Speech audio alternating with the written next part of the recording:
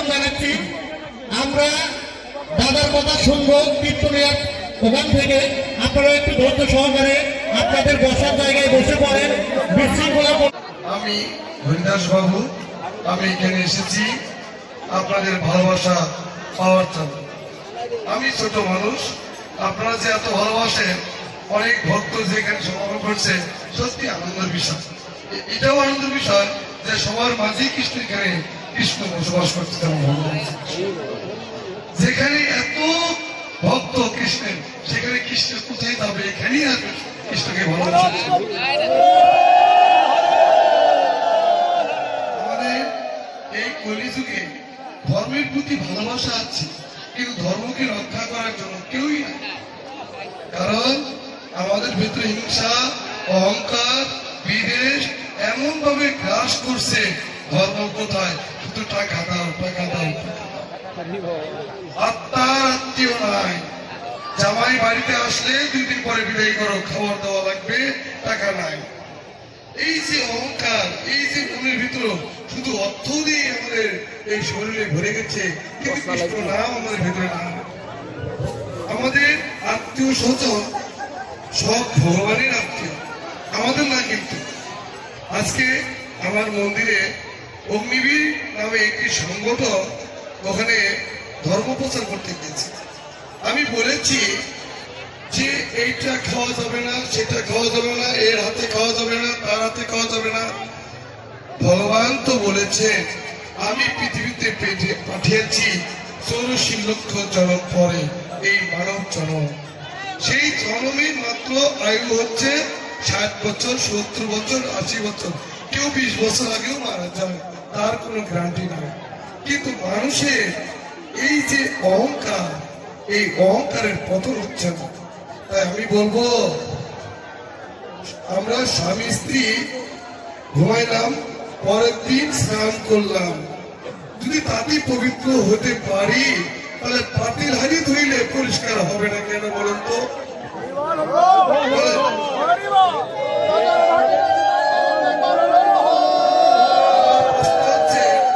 নতুন পাতিল হাড়ি কিনে একজন সেবা দিতে হবে কেন? তাহলে কি আমার মনের ভেতরে লাগে না? আমাদের জন্মকে ছোট বড় হয় না যে তারই ধর্ম সব ঠিক আছে, আমি তাকে পাতিল কিনে দিলাম, বটি কিনে দিলাম, বাসন কিনে দিলাম, এরপরে ওকে খাইতে হবে, খাওয়াতে হবে। এটা কেমন? নিজের কাছে ছোট মনে হয় না? ভগবান বলেছে আমি নিম্নবর্ণের মধ্যেই বেশিরভাগ ভগবান বিরাজ করে। কি ঠিক কিনা বলে? আজকে আমাকে অনেকজনই বলে যে তুমি ধুতি পরো না, তিলক ফোঁটা দাও না, তুলসী মালা দাও না। আমি বলছি আমার এই দেহ অপবিত্র, আমি মানুষ এখনো হতে পারি না। সাধুটা পরেই হই, আগে মানুষ হই আগে। কি ঠিক কিনা বলুন তো? সাধুর বেশ সাজতে গেলে মাত্র 500 টাকা একটা ধুতি, একটা স্যান্ডেল গেঞ্জি, আর তিলক ফোঁটার দাম কয় টাকা বলুন তো? আর মানুষ হতে হলে এই জগতের জন্য, এই সনাতনীদের জন্য এই হিন্দু ধর্মকে টিকে রাখতে হবে, তাহলে সাধু হওয়া সম্ভব।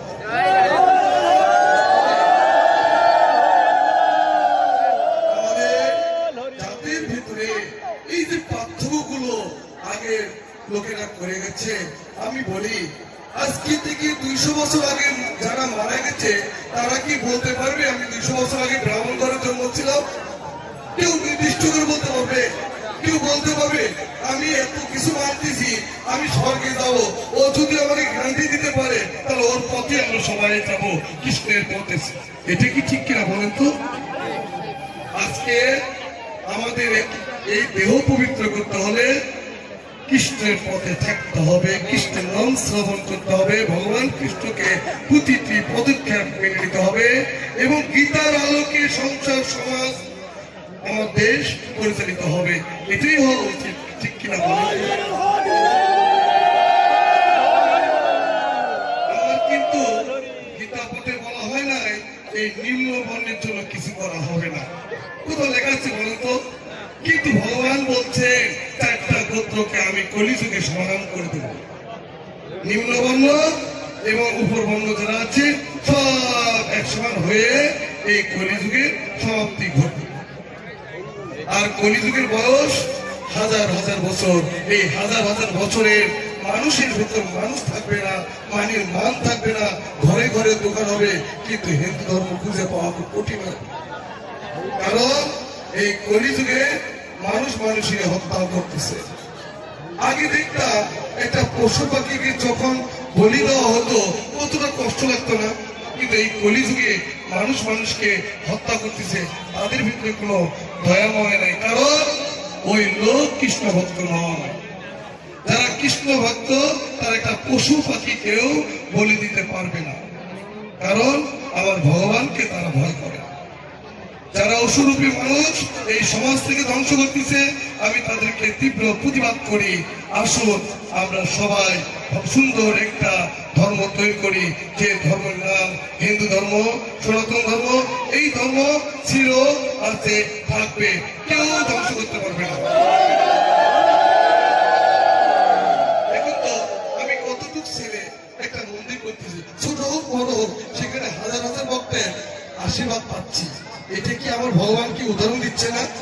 আমি তো নিম্নবর্ণের লোক, আমি তো ব্রাহ্মণ নয়, অমুক নয়, তমুক নয়, আমি কিন্তু নিম্নবর্ণের লোক।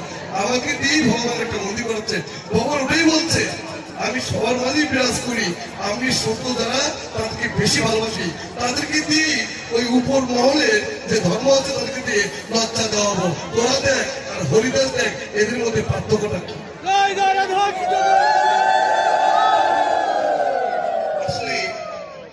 আমরা এই দেহ যতদিন পরিবৃত্ত হবে না, এই জীবনটা যতদিন ঠিক থাকবে না, ততদিন পর্যন্ত আমরা মানুষ হব না।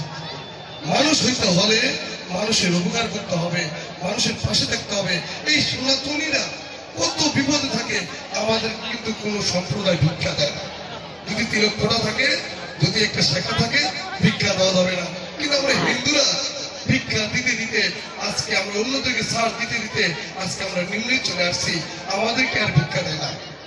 কারণ এই তিলক ফোঁটা শাখা যদি থাকে, ভিক্ষা দিতে চায় না। আমি বলি আমরা ভিক্ষা করব না, আমরা একজন মানুষ থাকলে একজন নিরহ মানুষ পাশে দাঁড়াবো। আমার ঘরে যদি 1 কেজি চাল থাকে, আমি হাফ কেজি চাল ওই সনাতনী পরিবারকে দিব।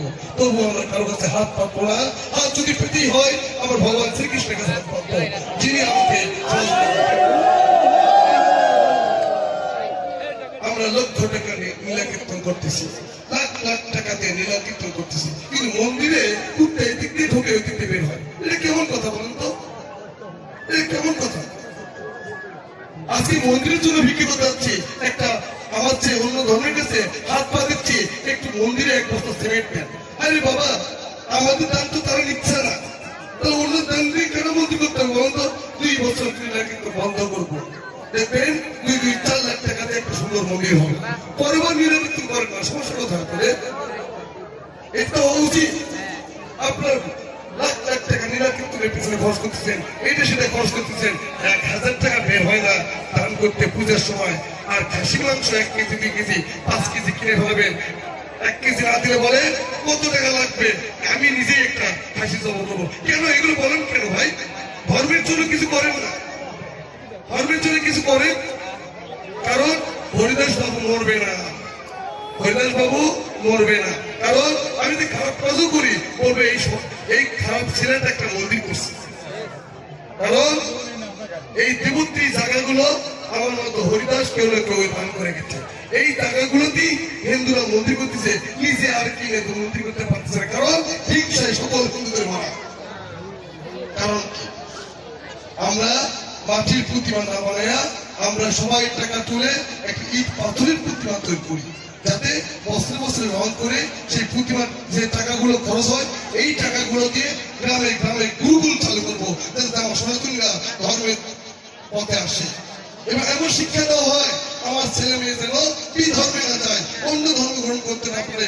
এই জন্য আমাদের গুরুকুল অবশ্যই দরকার কিনা বলুন তো? আজকে আপনার গ্রামে আমি ভিক্ষা করতে যাবো, আমি একটা গুরুকুল কিছু বাচ্চাদের পড়াবো, আপনার দিবেন।